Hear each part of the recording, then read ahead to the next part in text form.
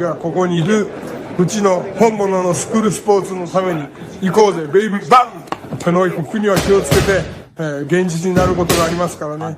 Alright, so we're going to go ahead and continue the long-standing tradition of covering Japanese boxing here on True School Sports. True School Sports, the #1 source for Japanese boxing in America. Now listen guys, this is my post-fight review for Aleem versus Mikito Nakano, IBF featherweight world title eliminator fight.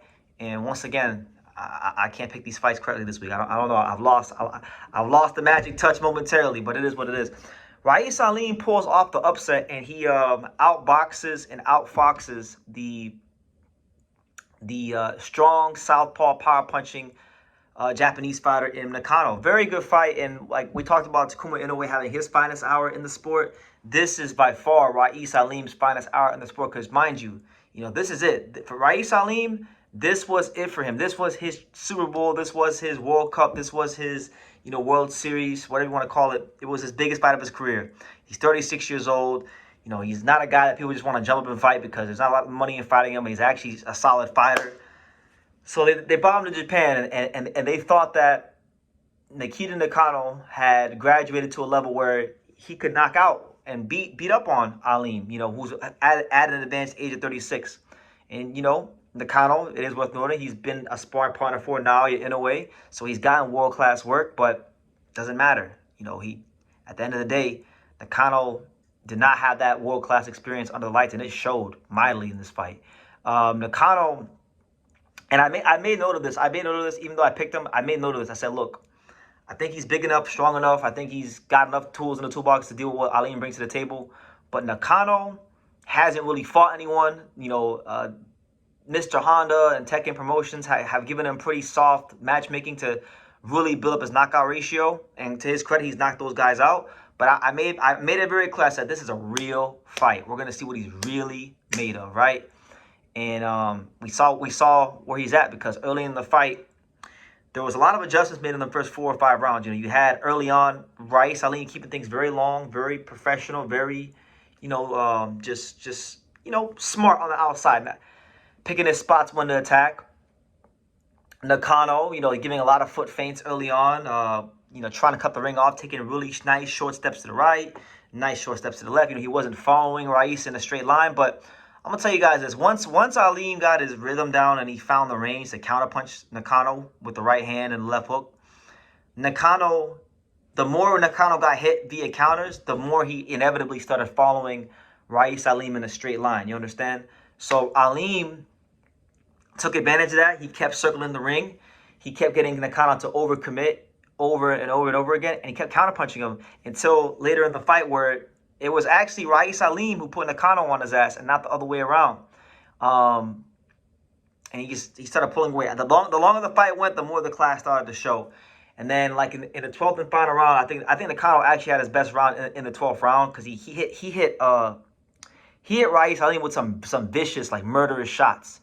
But Aleem, I think, would also won in this fight, and I said this to anybody who asked me about the fight. I said, look, if Aleem can withstand the power, he's got a great chance to win. And to his credit, he wasn't really hit with a lot of, like, massive shots throughout this fight. But in the 12th round, he was. And when the moment came, he was able to stand up to the call and answer the bell. And that's why he's earned himself a nice fight in the future, because he is now your IBF mandatory challenger. And truth be told, Mikito Nakano exposed by Aleem. He has to go back to the drawing board, because I saw a fighter in there who obviously is explosive. Obviously he has talent, but lacking in the IQ department, lacking in the experience department, and it showed. So he can come back, and it's very possible this win could age very well for Aleem. But Nakano at this moment in time is not on that level. A lot of the Japanese boxing fans and boxing fans were trying to tell me he could beat Angelo, and I told you guys he can't beat Angelo. He's not. He's a good fighter, but he's not on that level.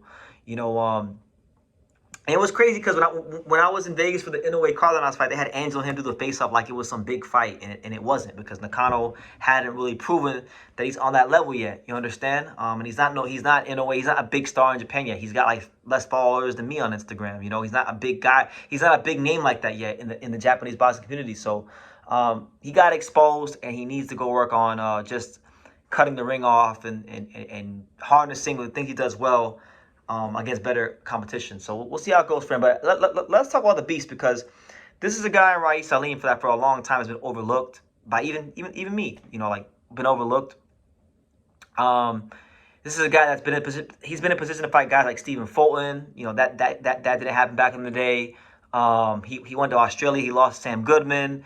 You know, so he's been around for a while, and he's been waiting a long time for that world title shot. Now, it is worth noting, because he's Angelo mandatory, and this is a fight that could happen in the next 12 months. Rais Aleem and Angelo got a lot of familiarity. They sparred a lot of rounds. You know, they know each other quite well, and I think you know, when that time comes, if Aleem missed a fight in Angelo, I think it's going to be a tough out. You know, Aleem is not a can. I never. He can definitely fight, and you know, he really showed it now. And a lot of people are saying a lot of people are asking me. They said, BT, we never heard of Rais Aleem. Like, who is he? Where did he come from? And I'm like, Rais Aleem's been around for a long time. I'm like, Rais Aleem can't fight. And that goes to show you guys, just because a guy doesn't have a big name and you never heard of him, or maybe you overlooked him, doesn't mean he can't fight. Because on any given night, in any given fight, a guy that you didn't really think was much can show you that he was a lot. Look at, you know, prime example, you know, Devin Haney and Brian Norman Jr. this week. A lot of people, myself included, had to eat a lot of crows. So that being said, Rais Aleem is the IBF featherweight mandatory, and he gets the biggest win of his career, and he absolutely exposes every flaw that Mikito Nakano had. And it goes to show you guys, and this is a message to Mr. Honda and them guys out there in Japan who do the matchmaking, because I like Japanese boxing. I watch a lot of it, and you know, I've had the honor to attend a lot of shows, and like, I get it. Like, there's some guys that, you know, you just want to get wins, but man, y'all gotta find better competition for some of these young Japanese fighters, because if this continues and you just keep not giving them these Filipino fighters and these Vietnamese fighters that don't really have the pedigree to give these guys real rounds and real experience, then what's gonna happen is you're gonna fight an American, you're gonna fight a Mexican, you're gonna fight someone from a country where the talent pool is deeper in specific weight classes, and you're gonna get found out like Nakano did. So this is my cry to the Japanese boxing infrastructure to try and get better fights for your fighters, particularly the guys that are punchers like Nakano.